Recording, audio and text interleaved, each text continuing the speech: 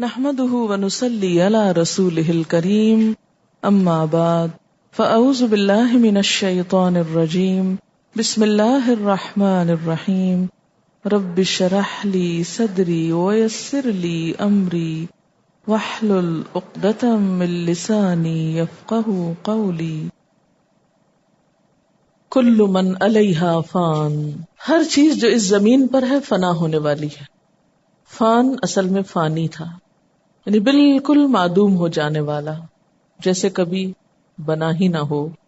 ہاں، ایک چیز کبھی فنا نہیں ہوگی اور وہ ہے اللہ رب العزت کی ذات.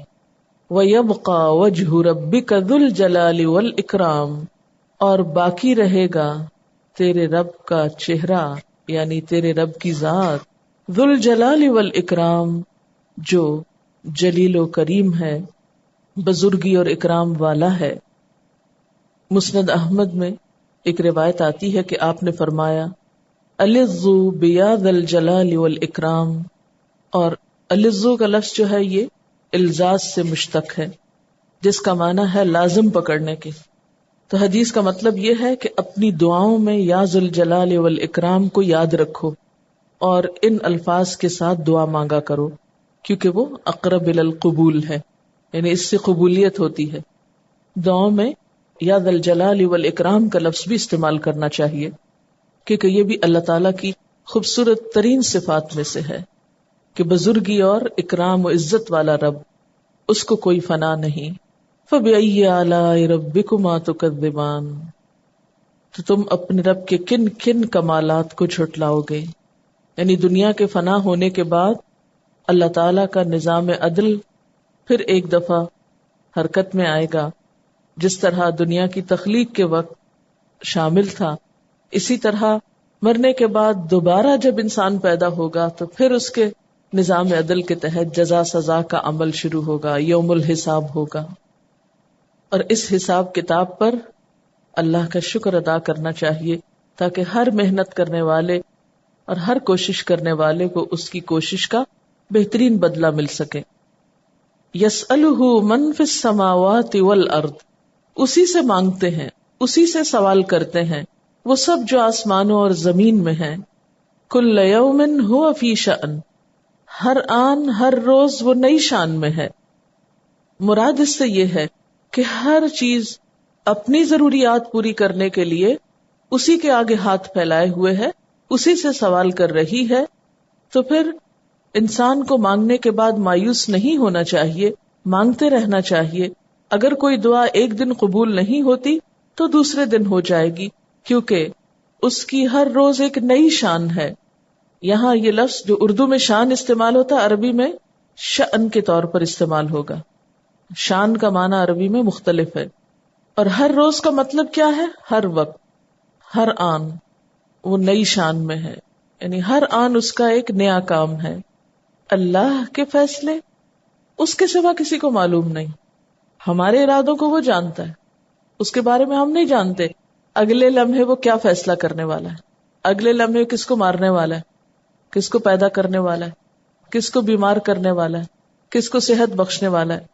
اور اس کی شان یہ ہے کہ لا تأخذہ سنۃ ولا نوم، اس کو نہ نیند آتی ہے نہ اونگ آتی ہے. ہر لمحہ وہ نئے سے نئے فیصلے کرتا چلا جاتا ہے، نئی سے نئی چیزیں پیدا کرتا رہتا ہے. آپ کو معلوم ہے نا، نئی سے نئی کہکشائیں بنتی رہتی ہیں. کل یوم ہوا فی شأن فبأی آلاء ربکما تکذبان، بس اے جن و انس، تم اپنے رب کی کن کن اچھی صفات کو جھٹلاؤ گے. یعنی اتنی بڑی ہستی جو ہر وقت بندوں کے امور اور معاملات کی تدبیر میں ہے، یہ اس کے احسانات میں سے ایک احسان بھی ہے. سنفرغ لکم ایھا الثقلان، ان قریب ہم فارغ ہو جائیں گے تمہارے لیے اے زمین کے دو بوجھو. ثقلان دو وزندار چیزیں، قابل قدر چیزیں، بھاری چیزیں، مراد ہیں جن و انس.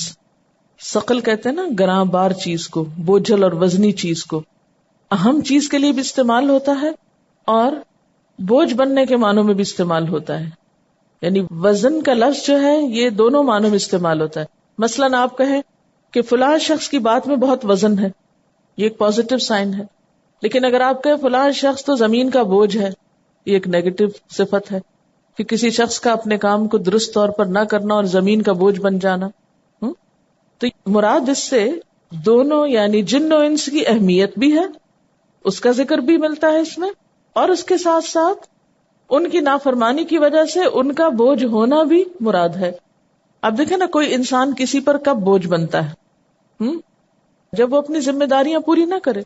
انسان کو اللہ نے اپنی عبادت کے لیے پیدا کیا ہے. وہ زمین پہ کب بوجھ بنتا ہے؟ جب وہ اپنے مقصد زندگی کو پورا نہیں کرتا. پھر وہ زمین پر فساد اور بگاڑ کرتا ہے اور زمین کے نظام عدل کو ڈسٹرب کرتا ہے. جیسا کہ اب ہم دیکھتے ہیں کہ جو قدرت کا نظام ہے یا بیلنس قائم کیا ہوا ہے، اس میں کس قدر خلل ہو چکا ہے. آئے روز طرح طرح کے سلوگنز بنتے ہیں.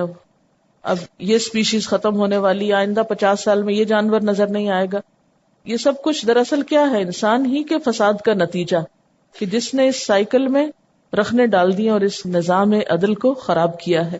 اور اس طرح انسان زمین پر ایک بوجھ بنتا چلا جا رہا ہے، اور بالآخر اللہ تعالیٰ اس بوجھ کو ختم کر دے گا اور ان کا حساب لے گا. یہاں فرمائے ہم عنقریب فارغ ہوتے ہیں.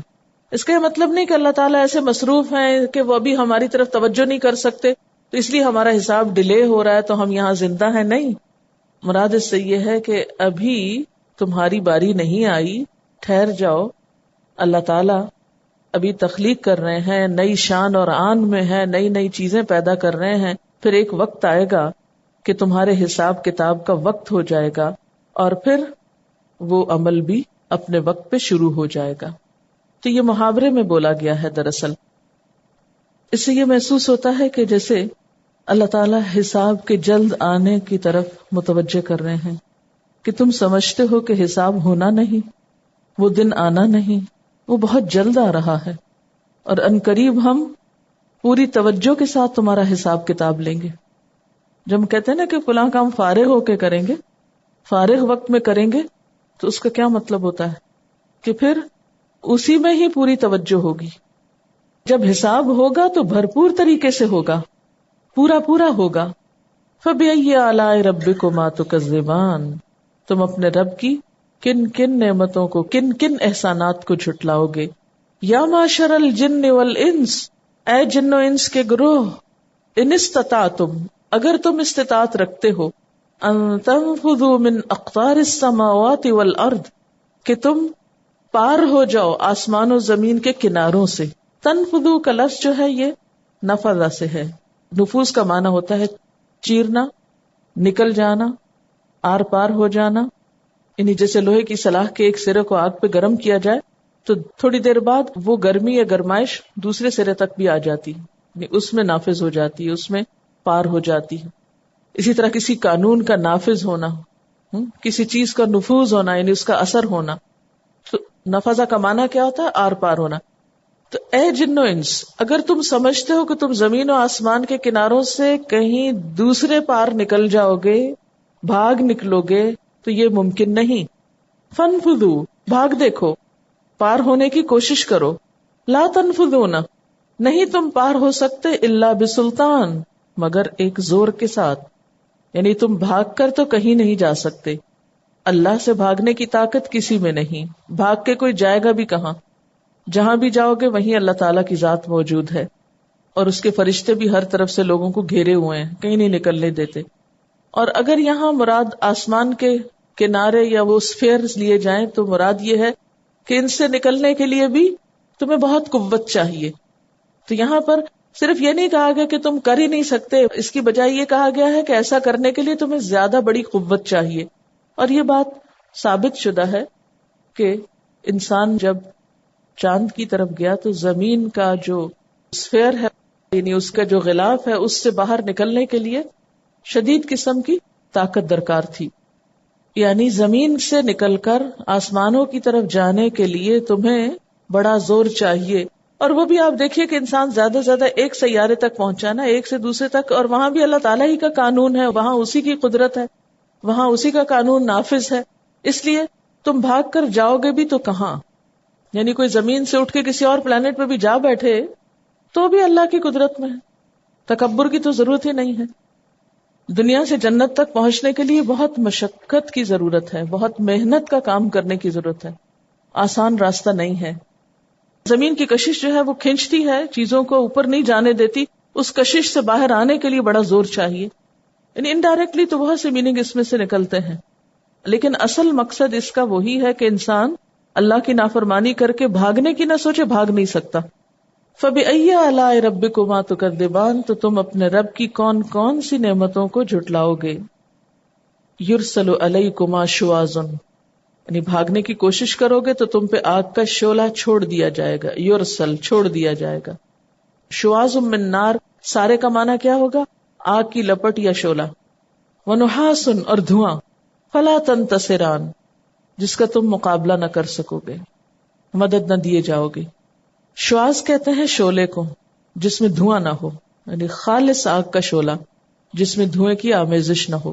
جب آمیزش ہو جائے تو اس کو نحاس کہتے ہیں.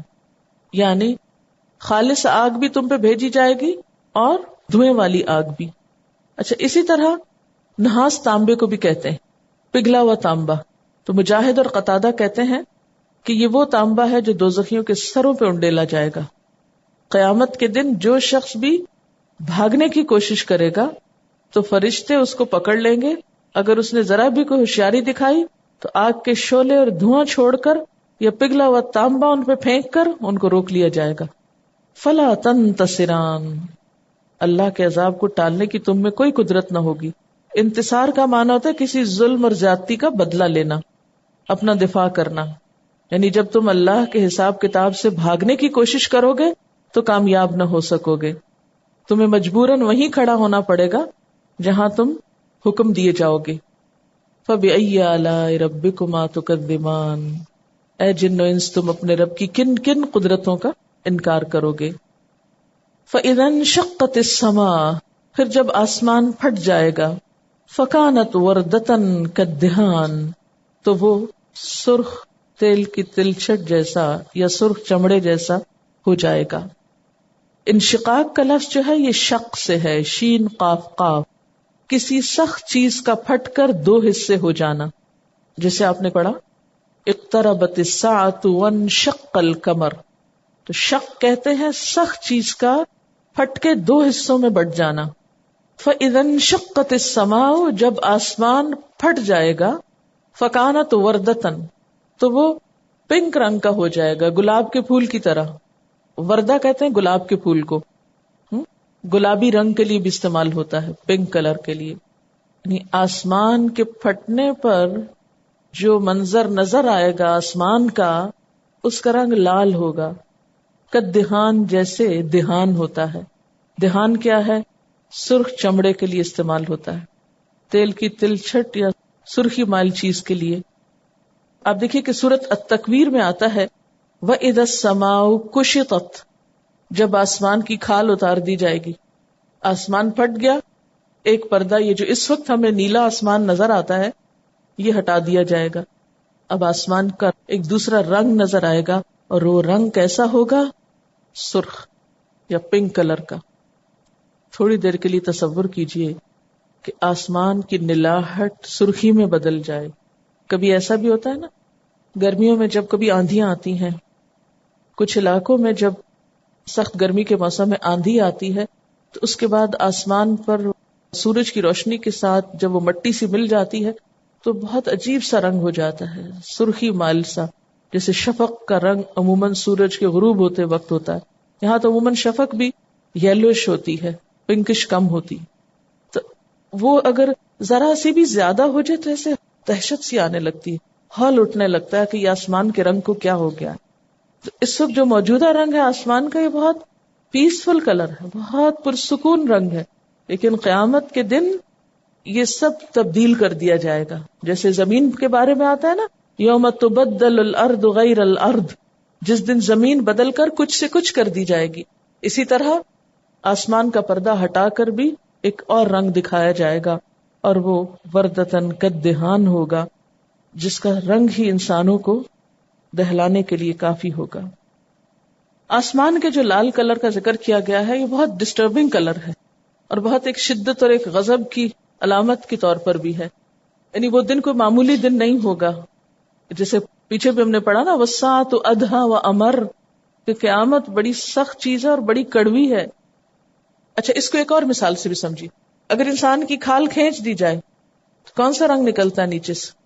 سرخ سا.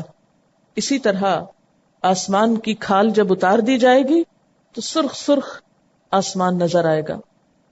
فَبِأَيِّ آلَاءِ رَبِّكُمَا تُكَذِّبَانِ تو اس وقت اے جن و انس تم اپنے رب کی کن کن قدرتوں کو جھٹلاؤ گے، کس کس کا انکار کرو گے. فَيَوْمَئِذٍ لَا يُسْأَلُ عَنْ ذَنبِهِ إِنسٌ وَلَا جَانٌ اس دن کسی انسان اور جن سے اس کے گناہوں کے بارے میں سوال نہ کیا جائے گا، کوئی وضاحت طلب نہ کی جائے گی. اچھا اس کا یہ مطلب نہیں کہ حساب ہی نہیں لیا جائے گا اور پوچھا نہیں جائے گا کہ تم نے کیا کام کیوں کیا. مطلب یہ کہ جب وہ قبروں سے باہر نکلیں گے تو فوراً نہیں پوچھیں گے، موقع پہ حساب پہ لا کے پوچھا جائے گا.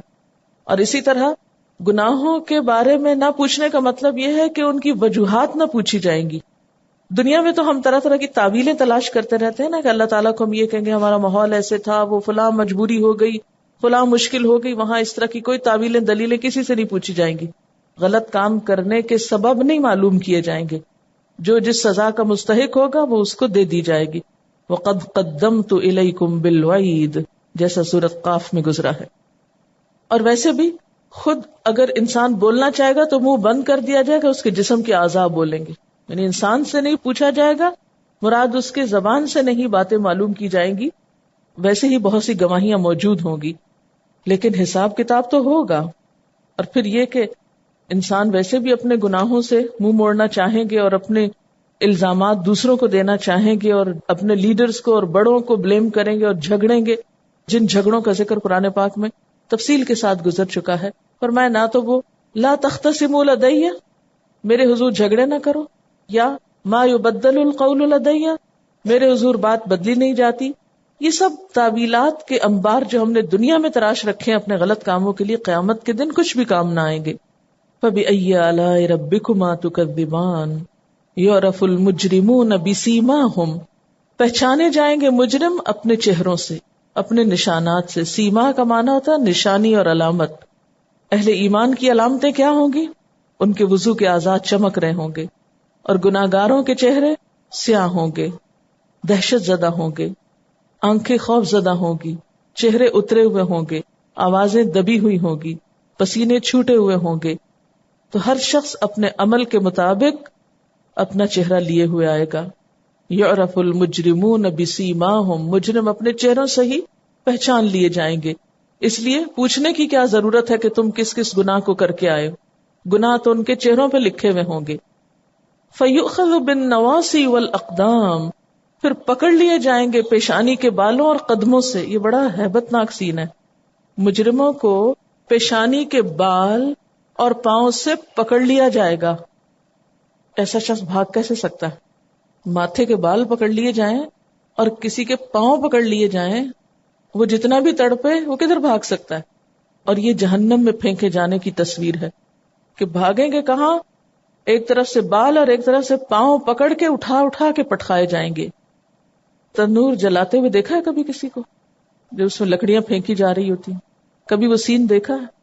تندور جب تپایا جاتا ہے روٹی پکانے کے لیے گاؤں دیہات وغیرہ میں، تو عموماً پہلے جب تھوڑی آگ جلائی جاتی نہیں، یہ نہیں ہوتا کہ سارا ایندھن کٹھا ڈال دیا جائے. پہلے تھوڑی سی آگ جلاتے ہیں، پھر لکڑی پھینکتے ہیں، پھر پھینکتے ہیں، پھر پھینکتے ہیں، پھر پھینکتے ہیں. تو بالکل اسی طرح قیامت کے دن جہنم تنور کی طرح ہوگا کہ جس میں انسانوں کو پٹھا پٹھا کے پھینکا جائے گا. یعنی کتنی ذلت ہے اس پھینکنے میں. فَبِأَيِّ آلَاءِ رَبِّكُمَا تُكَذِّبَانِ اس وقت تم اپنے رب کی کن کن قدرتوں کو جھٹلاؤ گے. اس وقت کیسے کہو گے کہ یا اللہ میں نے تو کوئی غلط کام کیا ہی نہیں تھا، یہ تو ایسے ہی مجھے پکڑ کے پھینک رہے ہیں. هَذِهِ جَهَنَّمُ الَّتِي يُكَذِّبُ بِهَا الْمُجْرِمُونَ یہ ہے وہ جہنم جسے مجرم لوگ جھٹلاتے رہے ہیں. يَطُوفُونَ بَيْنَهَا وَبَيْنَ حَمِيمٍ آنٍ حمیم آنن صفت موصوف ہے. حمیم کہتے ہیں کھولتے پانی کو، آنن شدید گرم، جس کی حرارت انتہا کے درجے تک پہنچ گئی ہو. تو مجرم لوگ چکر کھائیں گے، یطوفون چکر کھائیں گے، بینہا ہا کی ضمیر جہنم کی طرف جاری، جہنم اور کھولتے پانی کے بیچ میں. پیچھے یہ مضمون گزر چکا ہے جس میں بتایا گیا تھا کہ شدت حرارت کی وجہ سے اہل جہنم کو بہت پیاس لگے گی جب سخت پیاسے ہوں گے تو ان کو گرم ابلتے پانی کے چشموں کی طرف لے جایا جائے گا. وہ تھور کے درخت سے کھا کے، زقوم کھا کے سخت پیاسے ہوں گے، ابلتا پانی پی کے پھر چین وہاں بھی نہ آئے گا تو دوبارہ آگ میں پھینک دیے جائیں گے، وہاں پھر اور گرمی لگے گی، پھر پانی پہ آئیں گے اور پھر یہی چکر چلتا رہے گا. یطوفون بینہا وبین حمیم آن. اور اس گرم پانی وغیرہ کے بارے میں پیچھے سورۃ الدخان کے آخر میں گزر چکا ہے کہ اس سے ان کی پیٹ کی انتڑیاں گل کے باہر نکل آئیں گی، اتنا سخت گرم پانی ہوگا. فبأي آلاء ربكما تكذبان. تم اپنے رب کی کن کن نعمتوں کو جھٹلاؤ گے. اب بات یہ ہے کہ جہنم کا ذکر ہے اور اس کے بعد رب کی نعمتیں. جہنم تو نعمت نہیں، جہنم نعمت نہیں ہے، لیکن جہنم کا تعارف کرانا ایک نعمت ہے. یہ اللہ تعالیٰ کی مہربانی ہے، اس کی رحمت ہے کہ اس نے اس قید خانے کی ڈسکرپشن بھی بہت زبردست طریقے سے بیان کر دی تاکہ لوگ اس سے بچنے کی فکر کریں. فَبِأَيِّ آلَاءِ رَبِّكُمَا تُكَذِّبَانِ. اور جہاں اللہ تعالیٰ نے جہنم بنائی ہے وہاں اس کی جنت بھی ہے، اور وہ جنت کس کے لیے ہے؟ وَلِمَنْ خَافَ مَقَامَ رَبِّهِ جَنَّتَانِ. اور اس شخص کے لیے جو اپنے رب کے سامنے کھڑے ہونے سے ڈرے، دو باغ ہیں. اب یہاں آپ دیکھیے پھر دو چیزوں کا ذکر ہے، دو باغوں کا. جیسے حدیث میں آتا ہے 2 باغ چاندی کے ہیں جن میں برتن اور جو کچھ ان میں ہے سب چاندی کا ہوگا. 2 باغ سونے کے ہیں، ان کے برتن اور جو کچھ اس میں ہے سب سونے کا ہوگا. اور بعض جگہوں پر سونے کے باغ اللہ کے خاص بندوں کے لیے ہیں، اس کا ذکر کیا گیا ہے، یعنی مقربین کے لیے، سابقون الاولون کے لیے، اور دوسرے 2 باغ عام اصحاب الیمین کے لیے. اور سارے باغات کا مجموعہ جو ہے وہ جنات ہے اور اس کا مخصوص مقام بہشت ہے. وَلِمَنْ خَافَ مَقَامَ رَبِّهِ جَنَّتَانِ. اور جو شخص اپنے رب کے سامنے کھڑا ہونے سے ڈرے کہ میں حساب نہیں دے سکتا، اور اس ڈر سے پھر گناہ چھوڑ دے کہ میں کس طرح منہ دکھاؤں گا، کس طرح فیس کروں گا اپنے رب کو، اس کے لیے ہے یہ باغ. من خشی الرحمن بالغیب وجاء بقلب منیب فبأي آلاء ربكما تكذبان. تم اپنے رب کے کن کن انعامات کو جھٹلاؤ گے. ذواتا افنان. افنان کہتے ہیں شاخوں کو، رنگا رنگ شاخیں. فنن ان کی جمع ہے. نرم و نازک ڈالی کے لیے بھی استعمال ہوتا ہے، لمبی ٹہنی کے لیے بھی. یعنی ان 2 باغوں میں جتنے درخت ہوں گے ان سب کی لمبی لمبی ٹہنیاں ہوں گی، اور پھر ان بڑی ٹہنیوں سے چھوٹی ٹہنیاں نکلیں گی. تو 2 بڑی ٹہنیوں کی طرف اشارہ ہے. ذواتا 2، یعنی والی. ذواتا زو سے ہے، افنان 2 ٹہنیاں، یا افنان فنن کی جمع ہے تو ٹہنیوں والی. یعنی دونوں باغوں میں ایسے درخت ہوں گے جن میں بہت سی ٹہنیاں ہوں گی، اور کسی درخت کی خوبصورتی اس کی ٹہنیوں پر مشتمل ہوتی ہے. ٹہنیوں کے بغیر درخت تو بیکار ہوتا ہے، کیونکہ ٹہنیاں ہوں گی تو پتے بھی ہوں گے، پھول بھی ہوں گے، پھل بھی ہوں گے، گھنا سایہ بھی ہوگا. اور اگر ٹہنیاں نہیں ہوں گی تو پھر وہ خوبصورتی نہیں ہوگی درختوں کی. فَبِأَيِّ آلَاءِ رَبِّكُمَا تُكَذِّبَانِ. تم اپنے رب کی کن کن نعمتوں کو جھٹلاؤ گے. فِيهِمَا عَيْنَانِ تَجْرِيَانِ. ان میں 2 چشمے ہیں بہتے ہوئے، ایک کا نام تسنیم اور دوسرے کا نام سلسبیل. دونوں چشمے ہمیشہ جاری رہیں گے، کبھی نہ سوکھیں گے. فَبِأَيِّ آلَاءِ رَبِّكُمَا تُكَذِّبَانِ. اپنے رب کی کن کن نعمتوں کو تم جھٹلاؤ گے. فِيهِمَا مِن كُلِّ فَاكِهَةٍ زَوْجَانِ. ان دونوں باغوں میں ہر پھل کی 2 قسمیں ہوں گی. پھر 2 کا ذکر آیا ہے، اور یہ 2 طرح کے پھل ہو سکتا ہے، ایک خشک اور ایک تر، یعنی ڈرائی فروٹ اور فریش فروٹ، یا پھر ذائقے اور لذت کے اعتبار سے ہر پھل 2 طرح کا ہوگا. اور یہ بھی ہو سکتا ہے کہ دونوں باغوں میں ایک ہی طرح کے پھل نہیں ہوں گے، ایک باغ میں ایک طرح کے پھل اور دوسرے میں دوسری قسم کے پھل، اور باغ کے پھلوں کا رنگ، ذائقہ اور خوشبو دوسرے سے بالکل جدا ہوگا. اور یہ بھی ہو سکتا ہے کہ کچھ پھل تو وہ اتوبہ متشابہہ، اور کچھ پھل بالکل نئی ورائٹی اور قسم کے. من کل فاکہۃ. ہر قسم کے پھلوں میں سے زوجان 2 قسم ہوں گے. فَبِأَيِّ آلَاءِ رَبِّكُمَا تُكَذِّبَانِ، تم اپنے رب کے کن کن انعامات کو جھٹلاؤ گے. متکئین علی فرش، تکیہ لگائے ہوئے ہوں گے فرش پر، یعنی فرشوں پر، کارپٹس پر. اور وہ کارپٹس یا بیٹھنے کی نشست گاہیں کیسی؟ بطائنہا، جن کے اندر کا کپڑا استر، من استبرق، موٹے تافتے کا ہوگا. بطائن جو ہے بطن سے، بطن اندر کے حصے کو کہتے ہیں، جیسے پیٹ کو بھی بطن کہتے ہیں، چھپی ہوئی چیز. اوپر کا کپڑا اس کو ابری بولتے ہیں. یہ ہمیشہ استر سے بہتر ہوتا ہے اور خوبصورت ہوتا ہے. یہاں اللہ تعالیٰ نے اوپر کا تو بیان ہی نہیں کیا، اندر کا بیان کیا ہے. تو اوپر کا تو نہ جانے اور کتنا خوبصورت ہوگا. بطائنہا من استبرق وجنى الجنتین دان، اور پھل دونوں باغوں کے قریب ہوں گے، جھکے ہوئے ہوں گے. دان دنو سے ہے، یعنی بیٹھے بیٹھے، لیٹے، ریلیکس کیے، جہاں چاہیں گے ان کو جیسے چاہیں گے توڑ لیں گے.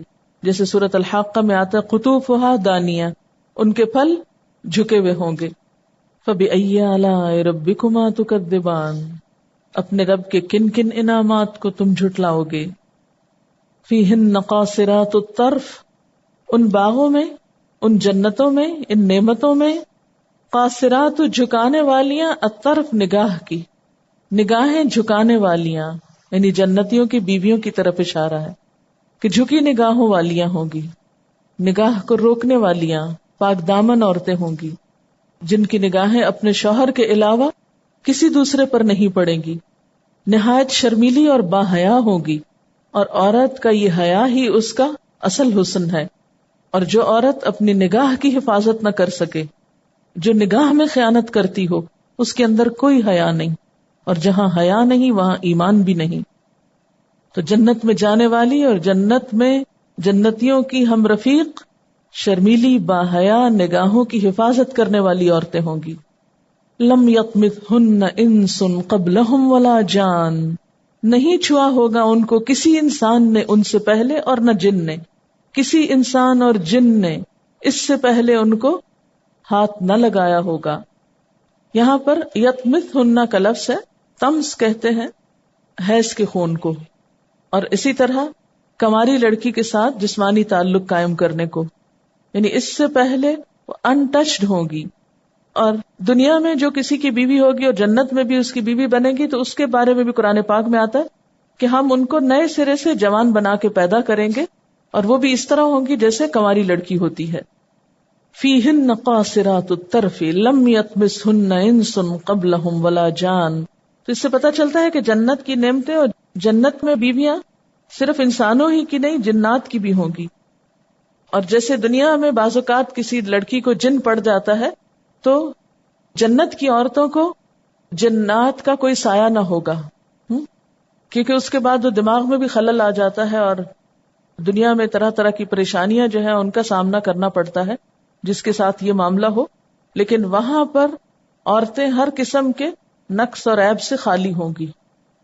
فَبِأَيِّ آلَاءِ رَبِّكُمَا تُكَذِّبَانِ، تو تم اپنے رب کے کن کن انعامات کو جھٹلاؤ گے. كَأَنَّهُنَّ الْيَاقُوتُ وَالْمَرْجَانُ، وہ عورتیں ایسی ہوں گی جیسے یاقوت والمرجان، اور موتی یا مونگے، یعنی انتہائی قیمتی چیز. یاقوت اور مرجان خوبصورتی اور نفاست کے علاوہ قیمتی ہونے اور چھپا کے رکھے جانے کی طرف بھی اس میں اشارہ ہے. جیسے ہیرے موتی کو انسان راستے میں نہیں پھینک دیتا، سب کے لیے وہ ایکسپوزڈ نہیں ہوتا، بلکہ اس کی حفاظت کی جاتی ہے. یعنی وہ اتنی صاف اور اتنی باحیا اور اتنی خوبصورت ہوں گی کہ جس طرح ہیرے موتی اتنی محفوظ. حدیث میں آتا ہے کہ ان کے حسن و جمال کی وجہ سے ان کی پنڈلی کا گودا گوشت اور ہڈی سے باہر نظر آئے گا، یعنی ان کا رنگ اتنا سفید ہوگا اور بہت ہی نرم و نازک ہوگی. حدیث میں آتا ہے جنتیوں کی بیویاں اتنی حسین اور جمیل ہوں گی کہ اگر ان میں سے ایک عورت اہل زمین کی طرف جھانک لے تو آسمان و زمین کے درمیان کا سارا حصہ چمک اٹھے اور خوشبو سے بھر جائے، اور اس کے سر کا دوپٹہ اتنا قیمتی ہوگا کہ وہ دنیا و ما فیہا سے بہتر ہے. ہم دوپٹے سے بے نیاز ہونا چاہیں تو وہ ایک اور چیز ہے. فَبِأَيِّ آلَاءِ رَبِّكُمَا تُكَذِّبَانِ، تم اپنے رب کی کن کن انعامات کو جھٹلاؤ گے. وآخر دعوانا ان الحمد للہ رب العالمین. سبحانک اللہم وبحمدک نشہد ان لا الہ الا انت نستغفرک ونتوب الیک. والسلام علیکم ورحمۃ اللہ وبرکاتہ.